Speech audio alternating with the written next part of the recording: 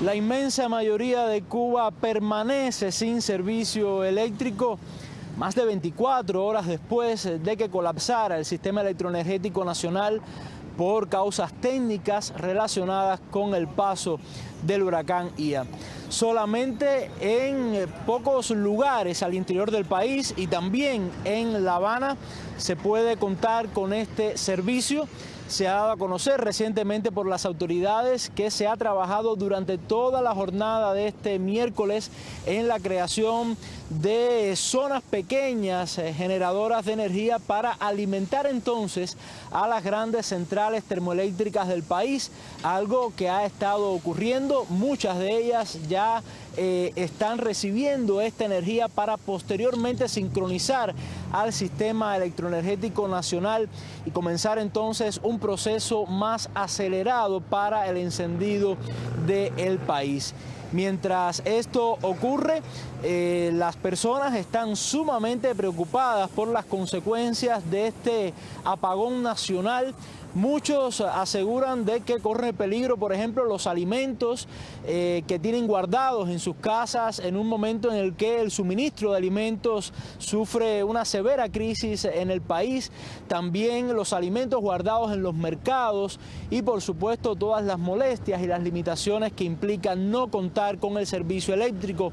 No obstante, los hospitales y los lugares priorizados sí cuentan con servicio generado por plantas locales. Sin embargo, en Pinar del Río las estadísticas o los pronósticos aseguran de que es una cuestión de días, que puede demorar incluso hasta 8 días para que se restablezca la electricidad en esa zona. Se conoce además que brigadas de todo el país, brigadas de linieros, de trabajadores del servicio eléctrico, se están trasladando a Pinar del Río para apoyar en este proceso paulatino de recuperación. También un detalle importante, y es que ya Cuba comienza a recibir la solidaridad internacional por los efectos del huracán, los terribles efectos que ha tenido este huracán, el paso de este huracán. Los gobiernos de México y Venezuela, por ejemplo, ya no solamente se solidarizaron con Cuba, sino también ofrecieron ayuda para enfrentar estas afectaciones.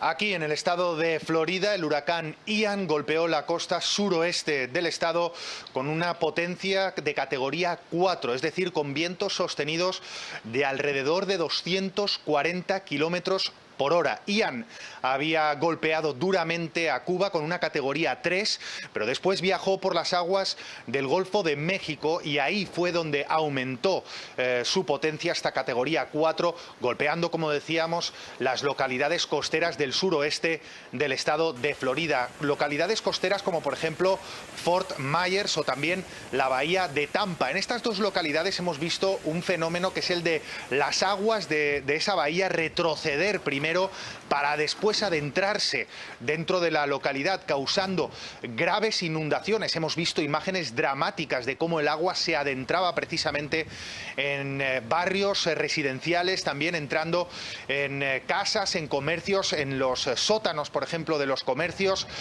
causando realmente daños que vamos a tener que esperar unos días para ver cuál va a ser el alcance de esos daños, pero las autoridades hablan de inundaciones históricas, incluso en algunos momentos de 60 kilómetros de diámetro. Eso nos da una idea de la magnitud, de la fuerza de los vientos y también pues del área, ¿no?, de que va a afectar este huracán. Lejos del centro del huracán, del ojo del huracán, se estaban produciendo también tornados aislados debido a las bandas que sobre todo afectan a la parte sucia, como se denomina, de ese huracán, que en este caso era la parte sur del mismo. Está dejando, como decíamos, riesgos de tornado a nivel local y muchas inundaciones, incluso lejos de ese centro, de ese ojo del huracán.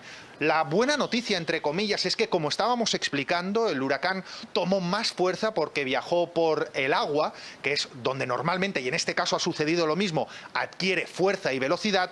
Entre comillas, ahora la buena noticia, como decimos, es que al haber tocado tierra, empieza poco a poco, gradualmente, a perder fuerza, a perder potencia. Se espera que gradualmente llegue a un huracán de categoría 1 para cuando esté en el centro del estado de Florida y que incluso podría abandonar el estado por la vertiente atlántica, noratlántica, noreste en este caso. Escuchemos ya las palabras de Ron DeSantis. Hemos enviado oficialmente la carta con la solicitud a la administración Biden para una declaración de desastre mayor para todos los 67 condados, pidiendo al gobierno federal el 100% de reembolso para adelantado durante 60 días, para asegurar que podamos avanzar rápidamente en la fase de respuesta y recuperación. Sé que a veces esperan que se hagan diferentes evaluaciones de los daños, pero en esa situación se trata de una tormenta de categoría muy alta. En comparación con el huracán Charlie, esto es mucho, mucho más grande que Charlie. Ahí escuchábamos al gobernador subrayar el nombre del huracán Charlie. Este es un huracán muy interesante por varios motivos. Por uno, en primer lugar, porque pasó a escasos kilómetros en Fort Myers, por donde está pasando este huracán Ian. Fue en el año 2004. El gobernador hablaba de que este huracán Ian va a ser mucho más potente, más fuerte, más devastador. Bien, para que nos hagamos una idea, ese huracán Charlie de 2004 dejó 15 víctimas mortales de manera directa, más 20 otras de manera indirecta, y causó daños por un valor aproximado de 17.000 millones de dólares. El gobernador asegurando que este huracán Ian va a ser mucho más devastador. Como decimos, vamos a tener que esperar unas jornadas para ver cuál es el auténtico alcance de este huracán y la auténtica destrucción que, como vemos, va a dejar en este estado de Florida. Un estado de Florida donde hay muchos funcionarios trabajando ya para restablecer la energía, pero también donde hay unos 7.000 miembros de la Guardia Nacional en alerta, 5.000 de ellos de aquí, del estado de Florida, otros 2.000 venidos de otros estados. Y en definitiva, como decimos, un huracán que entró por el suroeste con categoría 4, que poco a poco va perdiendo intensidad y que se espera que salga por el noreste del estado, en su vertiente atlántica, y a partir de ahí pueda subir por la costa este de los Estados Unidos. Como decimos, el huracán Ian, que tocó tierra con una categoría 4 y que está dejando destrucción allí por donde pasa, aquí en el estado de Florida.